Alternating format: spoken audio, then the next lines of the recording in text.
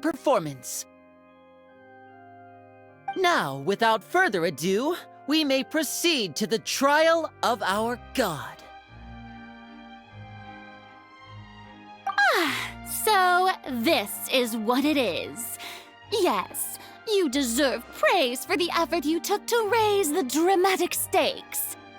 Do not forget, however, that I am Foutaine, the god of justice, the embodiment of justice itself. Does it not strike you as even the least bit absurd to bring the very concept of justice to trial? May I interpret these words as your refusal to stand trial? In that case, you will have the opportunity to defend your honor through a duel. You would draw your blade against a god?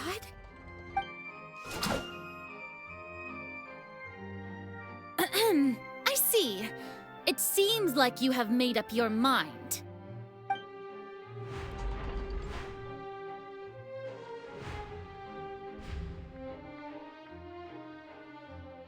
Paimon can't believe it.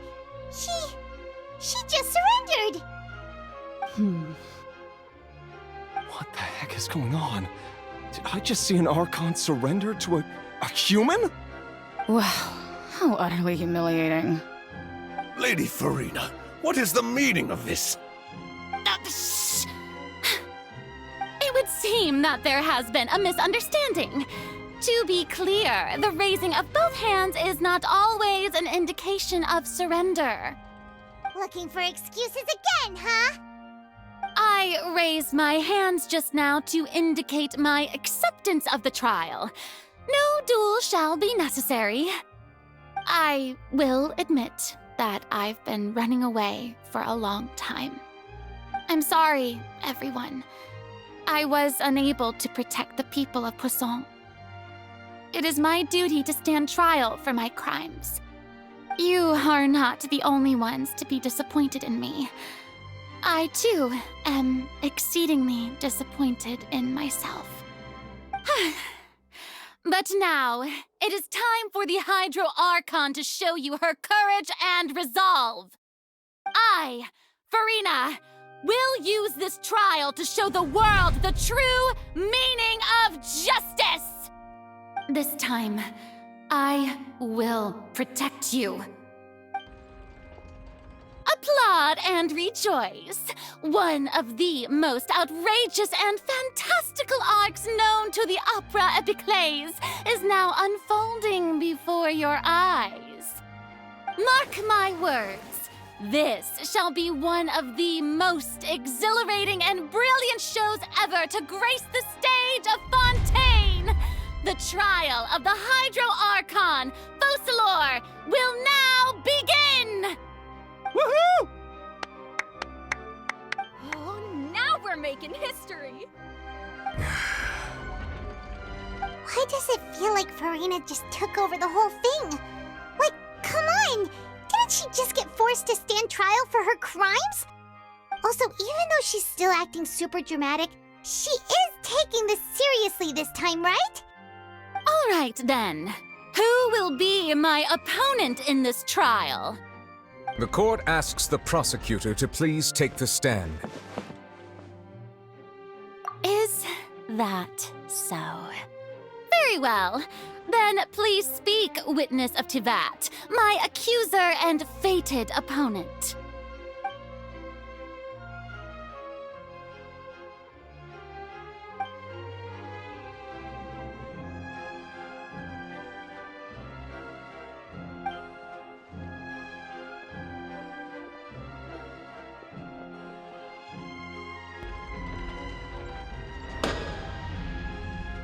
Also, please allow me to ask, as a final question before the trial begins. Just how much work did you do to force me onto this stage? Well, we did do a lot of prep after the meeting that day. I can go over the tasks assigned to the Spina di Rosula, since they were rather straightforward and easy. Navia, the president of the Spina di Rosula. Most of the people who participated in the disturbance this morning were my subordinates. they changed into plain clothes and came to the opera house as regular audience members, waiting for the perfect opportunity to incite insurrection against you. The people's resentment against their Archon has been building as more and more of the prophecy is fulfilled. A spark was all we needed to turn smoldering anger into a flame. Moreover, according to our understanding and analysis of you, when something like that occurred, you would likely flee the scene and head to Poisson by yourself. So, we arranged for a second group to lie in wait there. So, you mean, the ones who scoured the settlement for me were also from the Spina? And their goal was to force you to step into the giant magic box so you may personally participate in the greatest magic performance in all of Fontainian history. That's right. That house was a magic box, rather than someone's residence. As the super ultimate version of the setup that I used when I first performed at the Opera Epiclese, the volume of the box was increased by a whole order of magnitude, and the distance it traversed was the entire gap between Poisson and Areneas. Its cargo, of course, was an Archon instead of a human. My thanks, Furina. Without your help, we could never have pulled off such an extraordinary performance. You're welcome? Of course, this performance was only made possible with Father's support. The House of the Hearth spent a massive amount of labor in Mora to pull this off. We had to select a location, construct the giant magic box, dig a tunnel, and open up a path through the water. It was a lot of work for all of us. So, in other words, the earthquake that we felt within the giant magic box was just a normal tremor from the transportation of the whole house? That's right. It wasn't a sign of another disaster to come. Then, I can guess Nervillette and Cloran's parts. You gathered a crowd, prepared a stage, and made sure that the champion duelist would be immediately ready for a fight. Also that as soon as I appeared on the stage, the trial may commence without a hitch. Am I right? Yes, that is correct. Well, Clorand, I must commend you for your courage. Only the most outstanding champion duelist in all of Fontaine would accept a duel with an Archon without flinching. Thank you. As for you, Traveler, I suppose your role was to keep me distracted with conversation once you found me in Poisson. You'd make sure that I didn't notice anything amiss before revealing yourself as my prosecutor once we'd arrived onto the stage. Oh?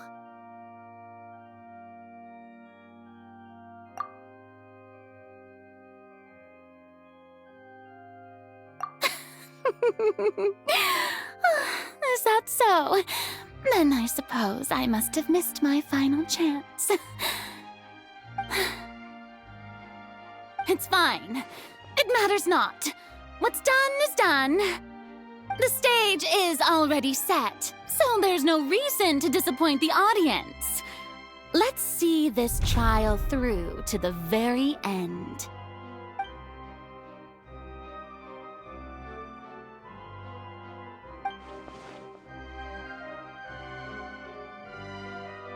Sir Prosecutor, please allow me to pass this along.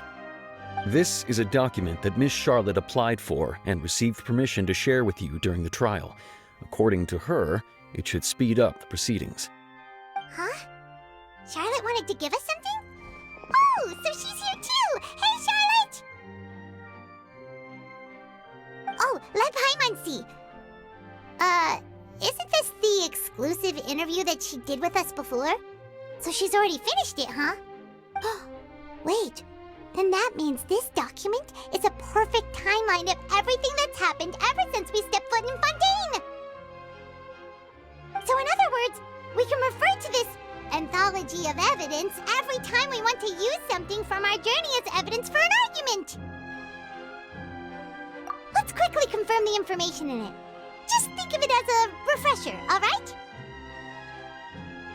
You defeated the Hydro Archon in the very first duels you took part in at the Opera House. That's one for the history books, all right.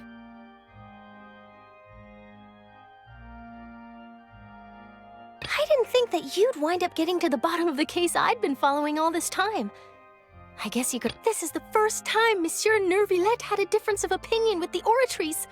Even the Hydro Archon can't figure it out. A Fatui Harbinger. She's an extraordinary person. Her instinct must mean something.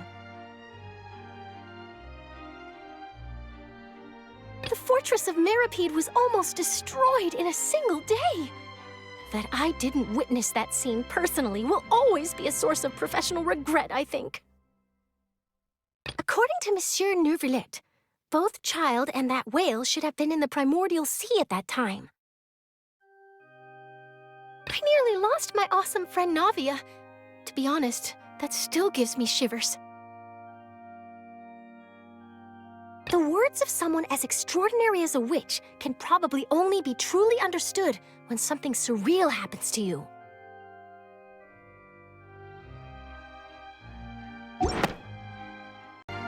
The prosecution and the defense are both in position. The trial shall now begin. Just fast forward. Of course. It is only natural for humans to struggle to... That's true. But my charge here is unrelated to your... Instead, I would like to... Wait, what was that? Lady Furina's a fraud? Hey, I came here thinking that we were going to try the Hydro Archon for forsaking her duty, but did I hear that right? She's not our Archon at all? Charge accepted. Lady Furina, do you plead guilty to the charge? Lady Furina. I plead not guilty. There is no way that I, Focalor, otherwise known as Furina de Foutaine, a member of the Seven and the Regina of all waters, kindreds, peoples, and laws of Foutaine, could be anything other than your true Archon. Yeah, even though Lady Furina... Yeah, I've never questioned her identity. I have cause to believe that common sense will prevail in this case. Many of the members of the audience have known me as the Hydro Archon, and see? Even the Oratrice have, if you will. An argument with near impossible odds, huh? We have to not only refute Furina's claims, but... Well, I try. And if I was...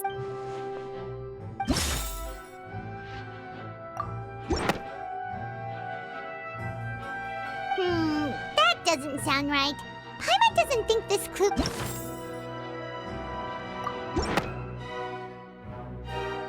First of all, you may be a member of another long-lived race, which would allow you to naturally possess an extended lifespan. And second of all, even if that wasn't the case, there could be other ways to extend your life. Who gave you that idea? Was it the knave? You'd sink so low as to use a harbinger's words against me. A curse? I once thought it possible that the aura of an Archon might naturally resemble a type of curse. But in light of this claim, perhaps what I sensed was not your divinity, but a curse after all. Neuvillette sensed it too, huh?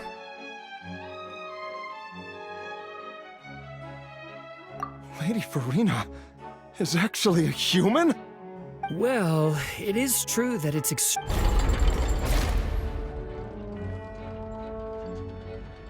Well, don't start celebrating too early now. Even if I have been carrying a curse like you said, how does that prove that I am merely a human being? Besides, everyone knows that the main difference between a human and a god is the possession of authority. Gods can do what humans cannot. That's why they're worshipped as gods. For centuries, manifestations of my authority have served the nation of Foutaine. One need only to turn their eyes towards the Oratrice Mécanique d'Analyse Cardinal in this very opera house, or consider the endemnitium that is used in every aspect of life.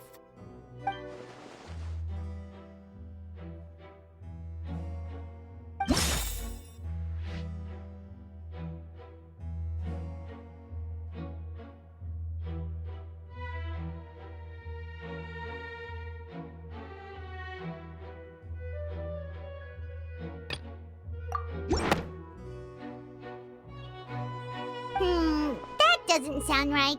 Paimon doesn't think this clue...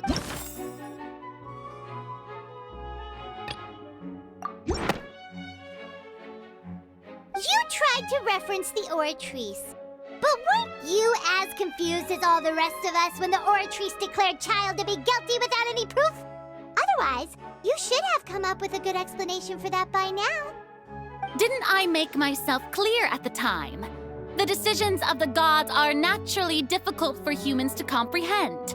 There is no need to provide an explanation. Lady Furina, I believe a reminder of your current circumstances is in order. While the court is in session, the principles of justice and the law must come before all else. While you are an Archon, you are also first and foremost the defendant in this trial. You will prove yourself unable to defend against the prosecution's charges if you continue to withhold vital information against the rules of the court. I never thought you'd use that kind of rhetoric against me. That was no trick of rhetoric, Lady Furina. I've merely reiterated the rules of the court, rules that all should respect and follow. So, you neither knew why Child was declared guilty, nor did you understand the structure and operations of the Oratrice. Instead of having been created by you, the manifestations of authority you mentioned have been made by the real Hydro Archon, haven't they? The real Hydro Archon?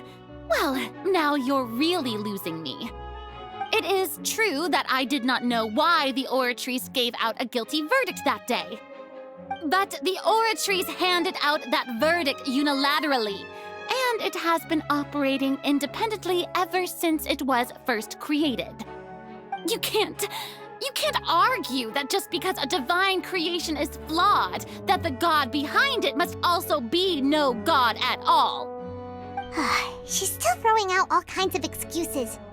Seems like she's confident that we won't be able to produce proof that she has no power over the Oratrice.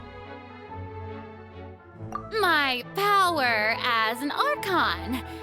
There are many ordinary citizens in the audience. How can I just carelessly demonstrate the formidable power of an Archon? If that poses a concern, I'm prepared to extend my protection to the audience. You don't need to go that far.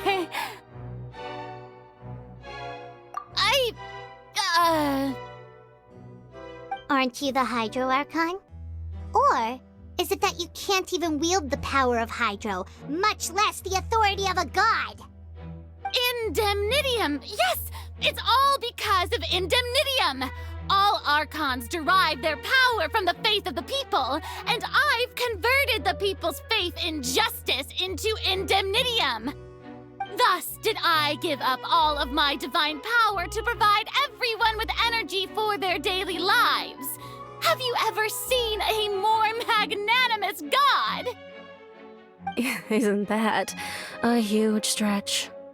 Yeah, no matter how generous an Archon can be, how could they give up all their power? Can a god with no power even still be called a god? It seems like nobody's buying Furina's excuse. Hey, come now, everyone. Please don't stare at me as if I was a liar. I'm still the same Furina you knew, right? The one that you loved. Please, you've got to believe me. If what the prosecutor said is true, she really has committed a grave offense. Did she deceive all of us? And all of our parents and grandparents too? And all of our ancestors? Ever since they were born? Enough! That's enough. Tell me then, if I'm not the real Hydro Archon, then who is? If you have no evidence of another Hydro Archon's existence, nor can you find anyone who can back up their claim to be such, then what grounds have you to say that I'm not actually the real deal? Wow, she came up with yet another argument. How can we refute her now? Seems like she really doesn't want to give up.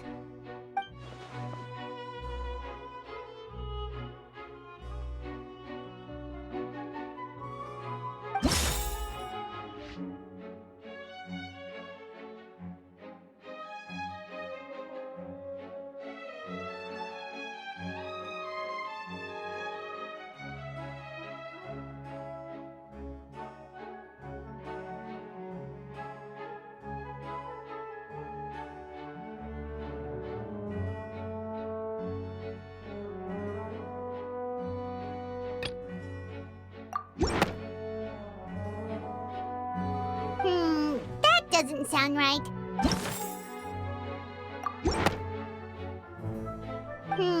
That doesn't sound right.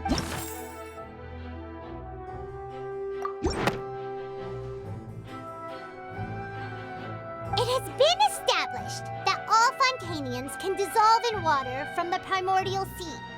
And that means... Since you insist on claiming to be a god and not a human, then there's a method that you can use right here and now to eliminate all suspicions of you being the latter. Miss Navia, please apply to serve as a temporary attorney for the prosecution before addressing the court. Though you act in partnership with the prosecutor, you must still adhere to proper procedure. Super sorry, Monsieur Chief Justice. I swear this really will be the last time that I'll speak out of turn. Now, I've brought some seawater from Poisson. As everyone knows, a massive flood struck the area not long ago, taking many lives, including those of some of my closest friends. So, Miss Furina, would you dare to touch some of the seawater? If we are to believe that you are indeed the real Hydro Archon, touching the seawater would have no effect on you. All it should do is strengthen your case. But if you don't dare to touch it, then we would have basically proved the reverse. Oh, and I must remind you that after the disaster at Poisson, nobody wants to see any more people dissolve. I do hope you'll act prudently and choose the simpler path of admitting guilt. Navia from the Spina di Rosula. The Spina has governed Poisson for many years. I guess her suggestion is valid. If Lady Furina is indeed just a human, she's probably Fontainian like all the rest of us. Would she really dare to try?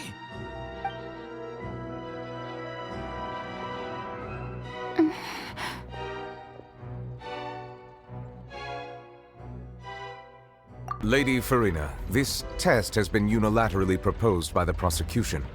As it falls outside the realm of standard court proceedings, you possess the right to decline participation. Well, of course you had to tell her that. But refusing to participate is basically the same as a confession of guilt. She's just staring at the water without saying a single word. It really does seem like she's quite terrified of it. That could only mean... What's going on?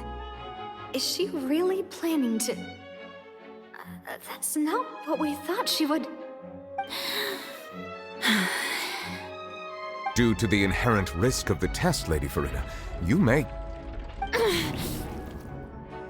What? Hey!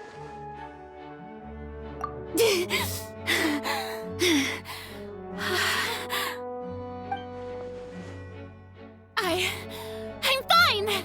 Look at me, everyone! My hand is still here! I haven't been dissolved! Will you believe me now? I really am your Archon! I'm nothing like a normal human who would fall apart as soon as they touch this water! Really?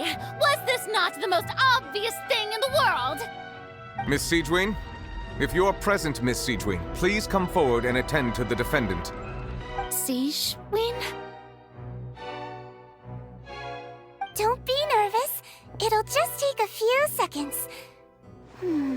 Let me see. That should be enough. Please announce the results of your evaluation to the court, Miss Siegewien.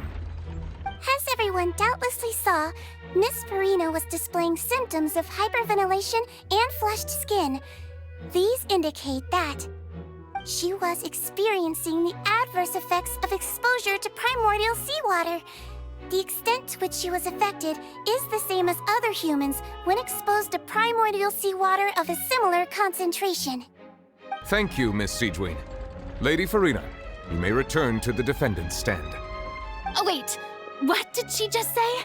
I didn't get dissolved! Shouldn't that be enough to prove my innocence? Well, considering your tendency to run from your problems, we did originally prepare a direct sample of the seawater around Poisson. However, after extensive discussion, we exchanged it for a sample that is not concentrated enough to dissolve an actual human.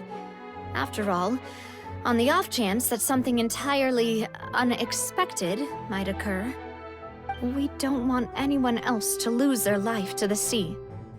Yeah, so out of regard for Furina's life, you secured a low-concentration sample and asked the head nurse to serve as an expert witness. It's a great thing that the direct sample wasn't actually used. Furina could have... I can't believe... you...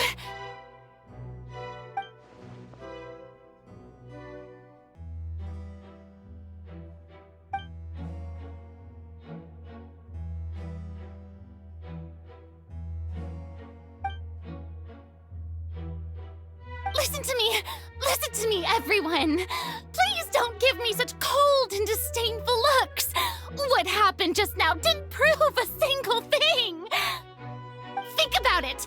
How can you conclusively prove that an Archon can't also be affected by the primordial seawater? Also, if I was really just a human, why would I dare to just put my hand in that kind of water?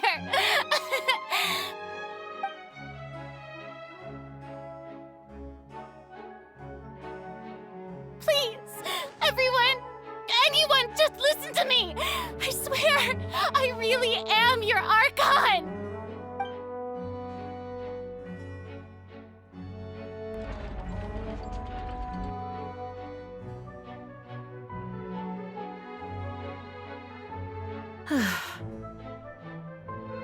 I don't think anything she says at this point will sway anyone.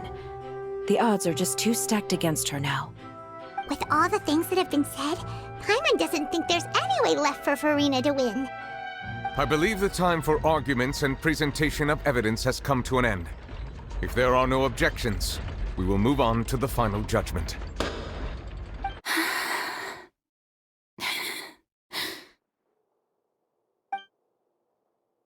I don't think anything she says at this point will sway her. She's too stacked against her now.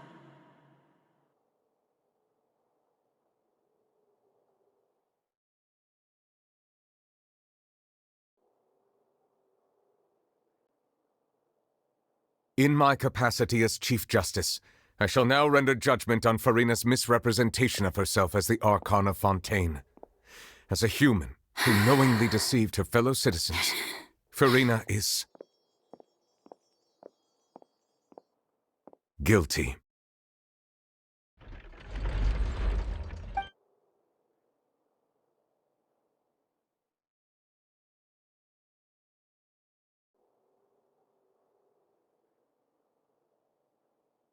We shall now turn to the Oratrice Mécanique d'Analyse Cardinale to render the final verdict on the charges.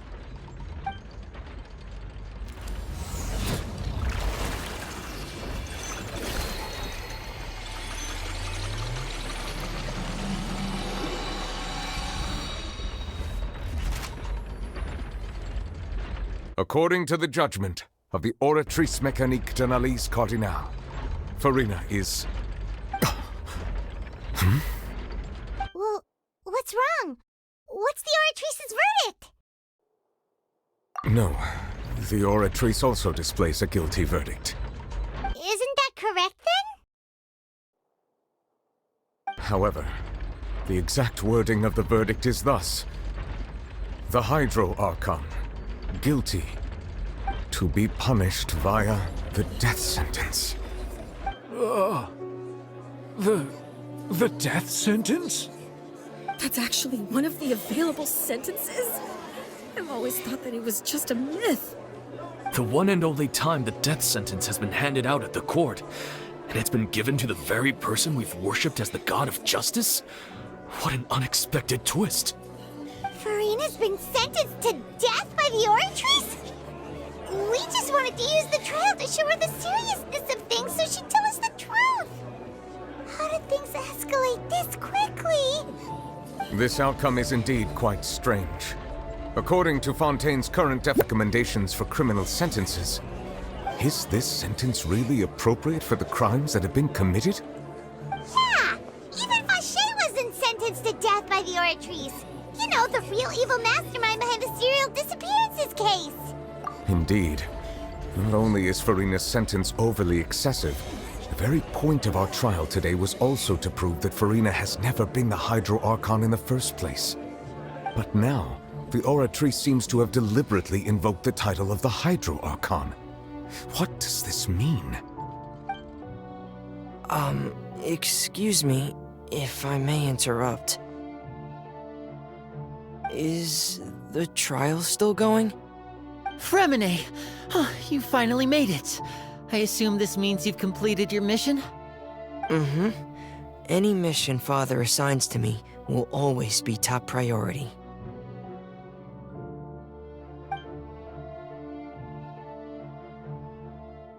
Is that the first prophecy slate? Huh. So the knave privately arranged for Fremine to try and find the missing slate. I looked everywhere and finally found it at the bottom of the sea. It took me a long time to get around some dangerous stretches of water. But has the trial already concluded? Then doesn't that mean I've come too late? Thank you for your hard work, Mr. Fremine. Please allow me to review the record left on the slate. Traveler, I believe that you have already seen the other existing slates, and would like you to come here and confirm their contents.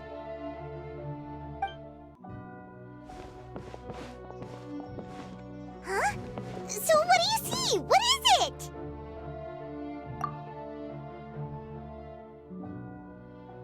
I believe I've now made sense of the Hydro Archon's crime. It has to do with Fontaine's lost history. Huh? Isn't the Hydro Archon just guilty of deceiving her people? Oh, wait, no, that's Furina, and we've already proven that she's not the Hydro Archon. So when you say Hydro Archon, do you mean the real Hydro Archon we've been kinda talking about? In truth, everything that you've encountered in Fountaine up until this point can be traced back to the contents of these stone slates. However, I'm uncertain as to how much sense they currently make to you. Okay, let's try to recall the contents of the other 3 stone slates. Paimon will do her best to help you remember.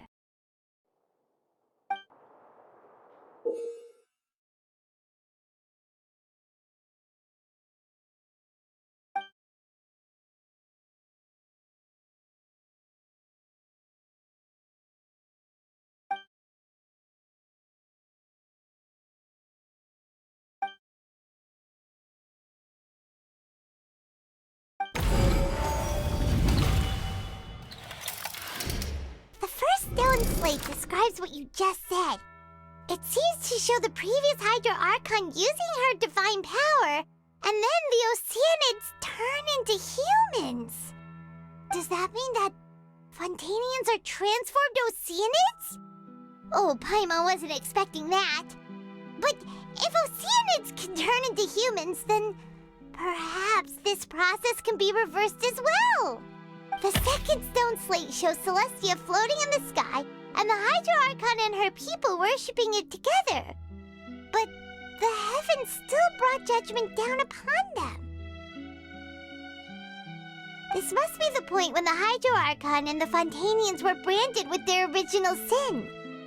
Does this mean that the original sin and the Hydro Archon sin are the same thing? The third slate shows the Hydro Archon sinking into the sea surrounded by many people.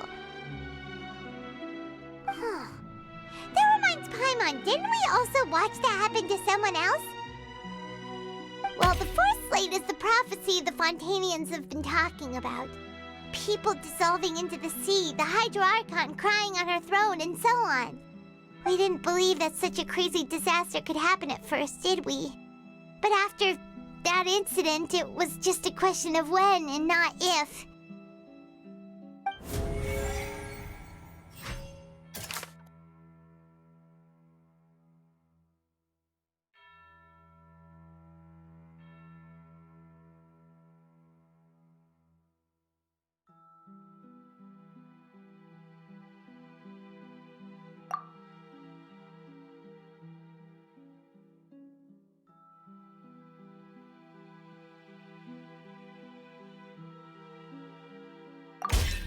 We know from the case of the serial disappearances of young women that Fontainians can be dissolved in primordial seawater. And the first stone slate tells us that long ago, the Hydro Archon used her power to turn Oceanids into humans. This might be the reason that Fontainians can dissolve.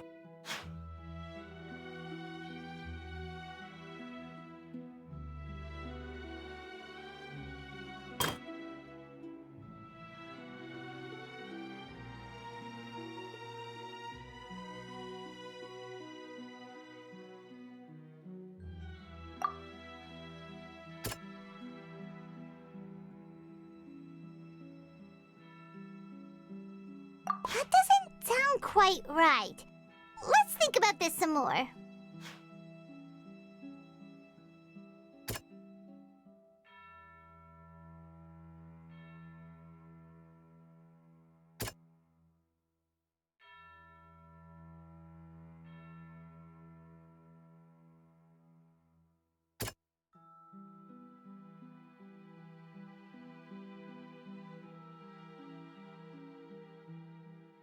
That doesn't sound quite right.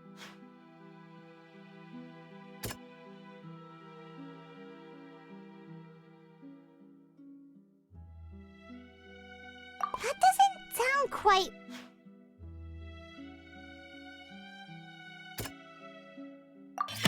Perhaps what is about to take place has all happened before. The true sin of the Hydro Archon that Nervalette mentioned, and the original sin cast down on the people of Foutaine by Celestia, as recorded on the stone slates.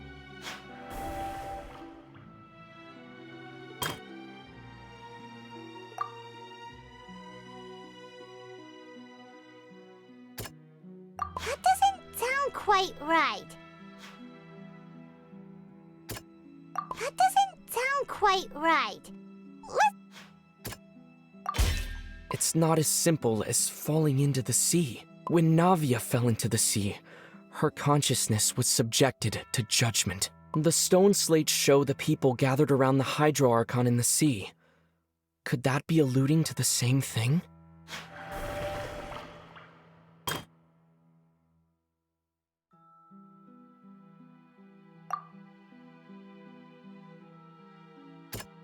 That doesn't sound quite right.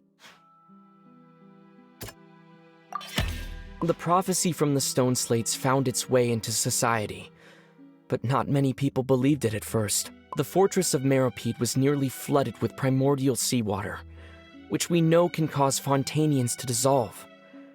It seems increasingly likely that the prophecy may come true.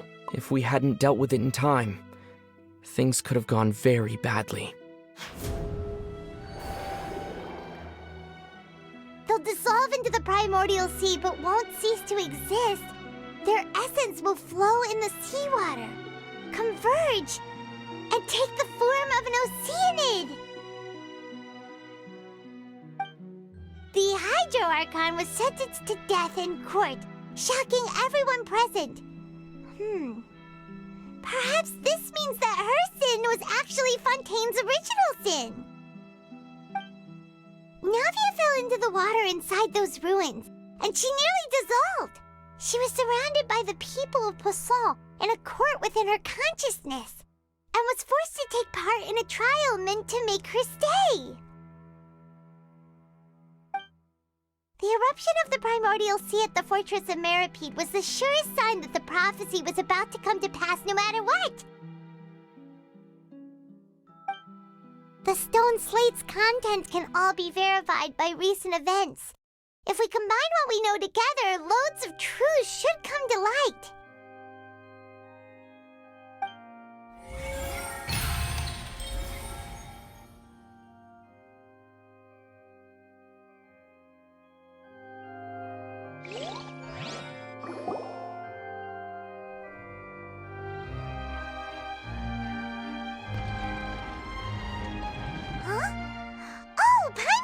Now, so that's how you can make sense of it. But then it feels like we're going to have to share some truly shocking revelations. Let's hear them.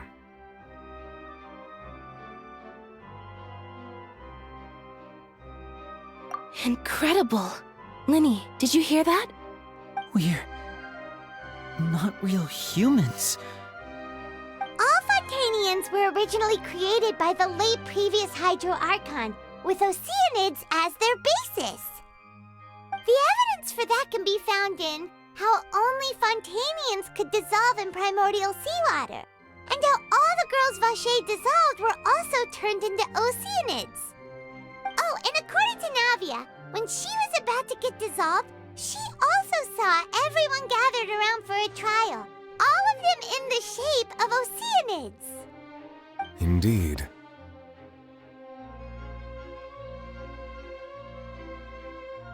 Yeah, and it follows from the content of the first slate that she probably angered Celestia by creating humans without prior permission. That could also explain why the Oratrice judged the Hydro Archon to be guilty. It's to account for that ancient sin. The Hydro Archon's true sin was creating us? And yet, after many hundreds of years, the Hydro Archon's creations have turned around to try to judge the Archon within the Opera Epiclese. The twists of history are often the most unexpected of all. Yeah, isn't the image here just like when Navia fell into the sea? So wouldn't it be trying to show the image of the Hydro Archon also falling into the sea once the prophecy has been fulfilled in the fourth slate? In the end, the people will all be dissolved into the waters, and only the Hydro Archon will remain weeping on her throne. Only then will the sins of the people of Foutaine be washed away. Did Paimon get all that right? You've made some keen deductions. I must say, given how much you still don't know, it is impressive that you've already managed to connect so many pieces of the truth. However, while you were able to decode all the information on the slates, they've also been etched with an additional layer of hidden information using a different power source. When we were at the ruins, I tried to decipher the hidden information recorded in the slates. But since we only had 3 slates at the time, I was Now that the slate collection is complete, I shall make another attempt to decipher the narrative recorded within. If everything goes well, we should finally be informed of the unadulterated truth.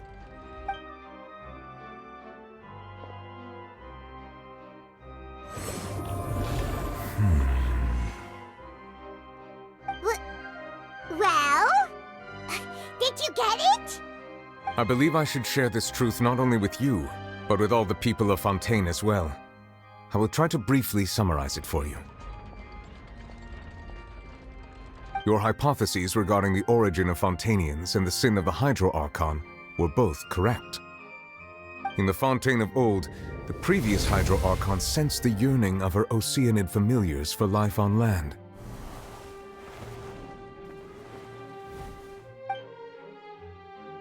The Oceanids were enamored with the beauty and romanticism of human beings, and wishing to have those experiences for themselves, expressed to the Hydro Archon their desire to become of a similar kind. However, even though water as an element is intricately linked with the power of life, the Hydro Archon, as one of the 7, did not possess the authority to create a new form of human life. Not one to give in, she eventually found a way to create permanent humanoid bodies for her familiars by appropriating the power of this planet's primordial sea. She poured primordial seawater into the Oceanids' blood vessels, creating humanoid mimics in the process. But if Fountainians were to ever come into direct contact with water from the primordial sea, the power within their bodies would escape these artificial restraints and return to the sea. As a result, their forms would collapse, and they would be reverted to their original forms as Oceanids. Of course, the Hydro Archon never received permission from the heavenly principles to create a new human race. And thus, the Hydro Archon and all of her creations came to shoulder the original sin of appropriating the power of the primordial sea. That is the true history of how the people of Foutaine first came into being. So we were all Oceanids before we turned into human beings? That's way too much information for me. I think I'm just going to pretend that I never heard a single thing. Wait, but if that's the truth, we can't let the Hydro Archon be sentenced to death. After all, her only sin was creating us. This really might be too much information for your regular Fontainian, but it does answer a lot of our questions. Alas, your hypothesis regarding the third and fourth stone slates was inaccurate. The slates' respective positions are, in fact, correct. A key point of the visual on the third slate is how all the individuals depicted in the water are humans rather than Oceanids. They have not been dissolved, which implies that the water depicted in this slate is not water from the primordial sea. The nation of Foutaine is the nation of Hydro, as well as the nation of Trials and Justice. Instead of being the literal element, the water in the scene symbolizes judgment and justice. You may also recall Navia's experience. When she fell into the sea, her consciousness was surrounded by that of many others who intended to hold a trial to determine her fate. Therefore, the meaning of the third slate is that the people of Foutaine shall try the Hydro Archon at the court of justice. Yes, it refers to our present situation. I think I'm following now. So, what you're saying is, even though we decided to put on this trial to avoid fulfilling the prophecy, in truth, everything we've done has happened exactly as the prophecy foretold. So now, it seems, we're the ones making sure it comes true. What should we do? Huh. No matter what, the prophecy will be fulfilled. Is this what it feels like to be a prisoner of fate? If that's the case, does that mean the scene in the fourth slate will also be fulfilled soon? Traveler, I would like to point out another small fallacy in your deductions. About the fourth slate, you probably thought that the eruption of primordial seawater beneath the fortress of Meripede served as the surest sign that the prophecy was about to come to pass, yes? However, I believe that rather than being a sure sign, that eruption could in fact only be a small warning of something far worse to come. As for the root cause of the catastrophe, I believe you've already encountered it once before.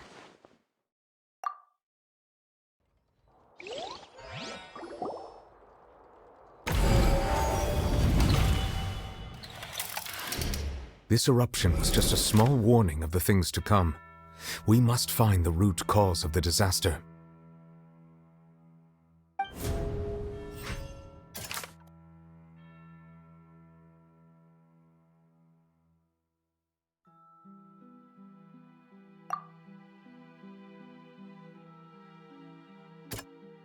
That doesn't sound quite right.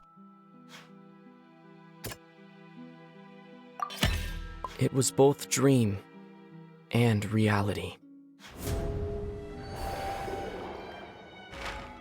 If we're talking about a true culprit, that could only be that thing inside the primordial sea, right? The truth, the original sin, the trial, and the root cause of the disaster.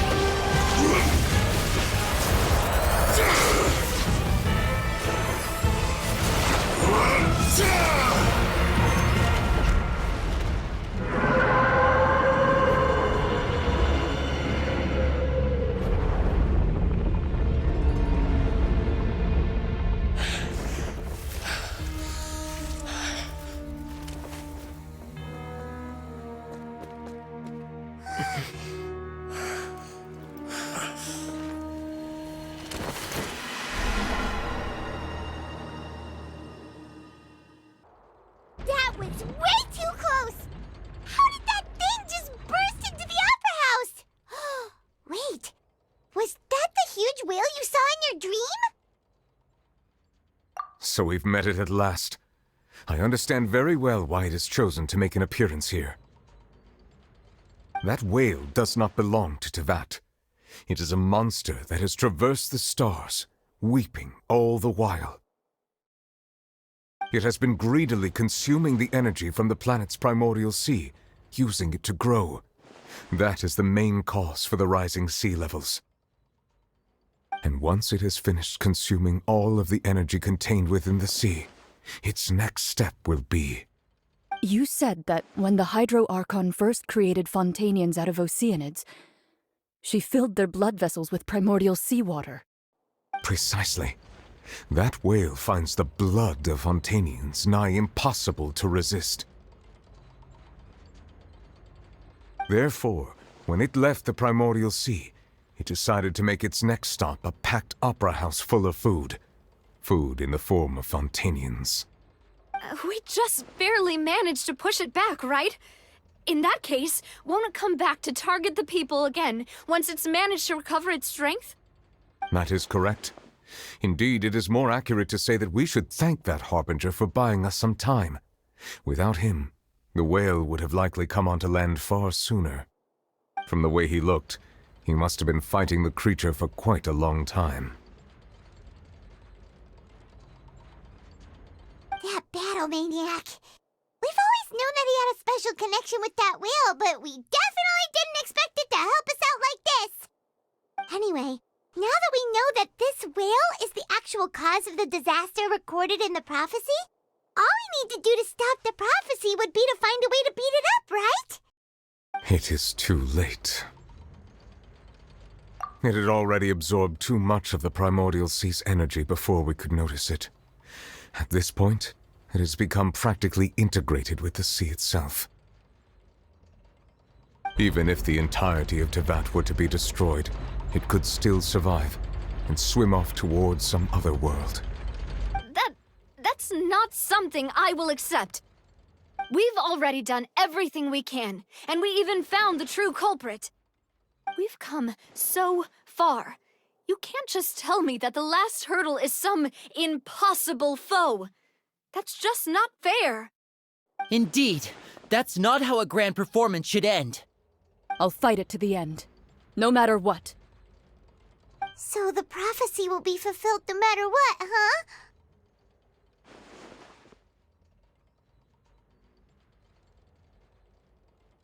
The prophecy.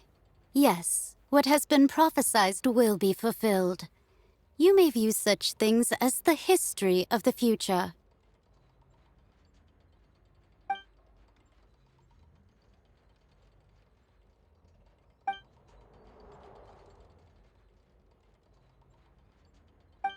Just as prophecies are usually only the future as seen from the perspectives of the gods, could things be happening in hidden corners where the gods' gaze does not fall?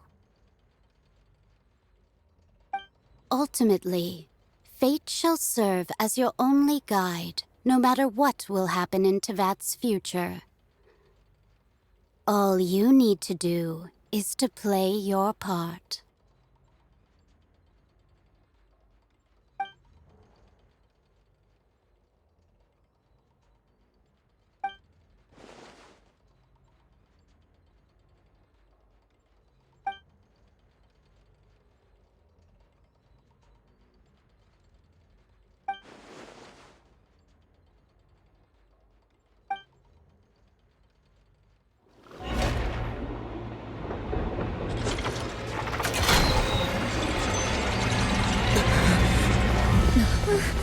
What's happening with the oratories?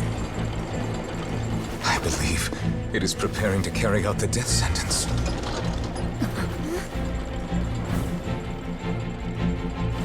Furina!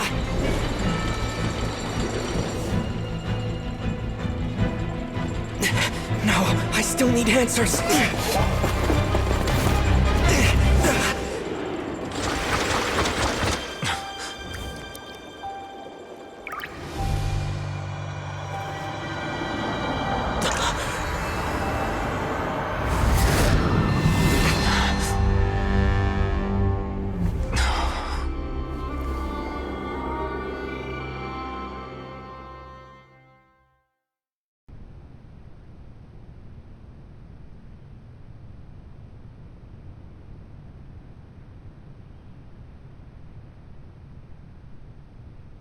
You...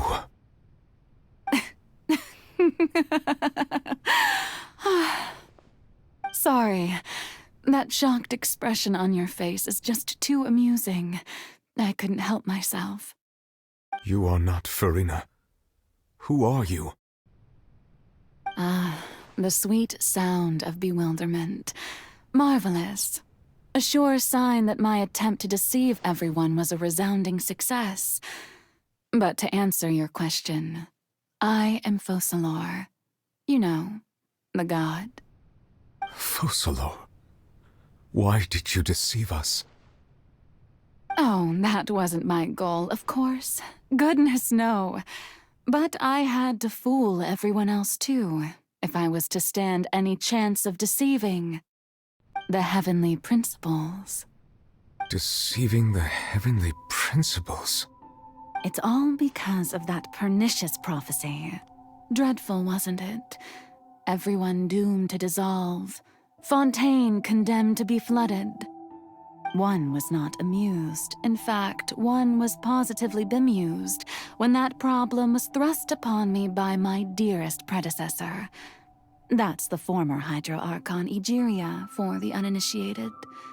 It hardly gets more disastrous than a preordained national catastrophe, now does it? She knew full well that the prophecy would surely come to pass. And as one of the seven, she also knew full well that one defies the heavenly principles at one's peril. So yes, as you have no doubt surmised, it was a rather impossible situation that I found myself in. I spent a terribly long time mulling it over, alone on the ocean floor. And I was almost growing barnacles by the time I finally realized there was only one possible solution to this confounding conundrum.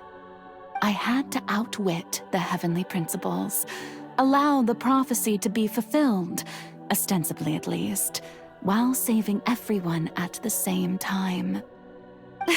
I'm a genius, I know. I can only assume that's why Egeria chose me as her successor. Although, looking back now, it was hardly the inheritance one dreams of. Between the task of saving the nation, the quotidian duties of the Hydro Archon, and not to mention the original sin of creating a new race of humans, I dare say she left me quite a colossal mess to clean up. But one can only play the hand one is dealt. I did not choose this, any more than I chose to be one of her Oceanid familiars. So you were also once one of the Oceanids, transformed into a human by Egeria's hand? Yes, I was. I always dreamed of becoming human. And I still do, even now. In my eyes, to be human is to be part of the greatest opera ever known. After becoming a god, I separated my divinity from my body and spirit, leaving behind only a self that was as naive and bewildered as my past self on her first day as a human being. The me you see before you now is that divinity. And the human counterpart I left behind, I named Furina. She could feel joy, sorrow, and everything in between. She could be as vain and conceited, or as meek and vulnerable as she wished. Her strengths were of a kind only a human could possess, as were her shortcomings. But in my eyes, Furina's humanity was what made her perfect. She was perfectly human in every way. The person I always wanted to be. Anyway, so then I cursed her. All part of the plan, of course. The plan to deceive the heavenly principles.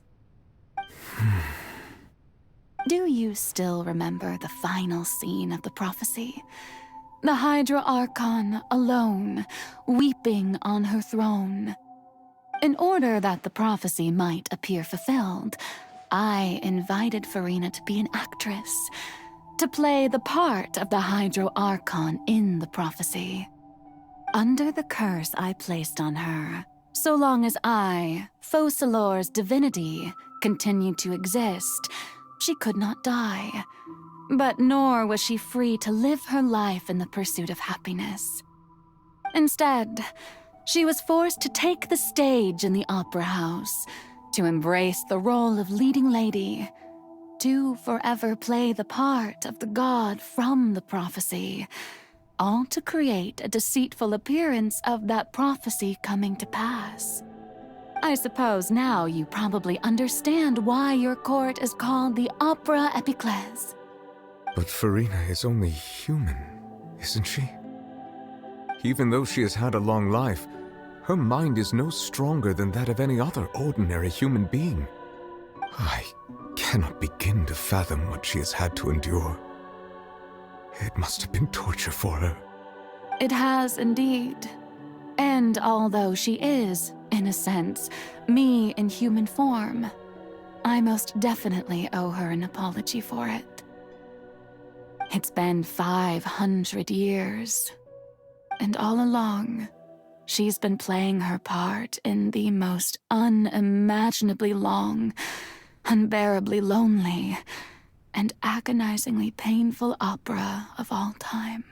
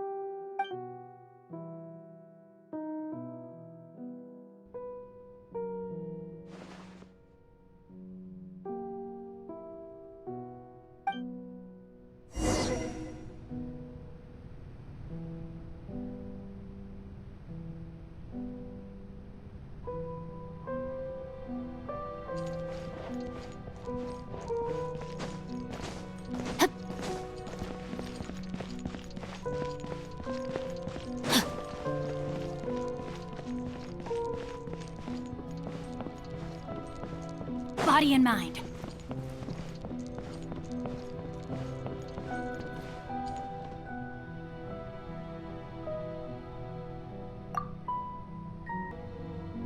Oh? Who permitted you to come onto this stage?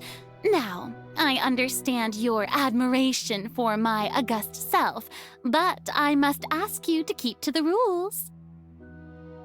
All right. It is not my intent to reprimand you. There is no need to state your name. Just be off with you. Do not distract me from my performance.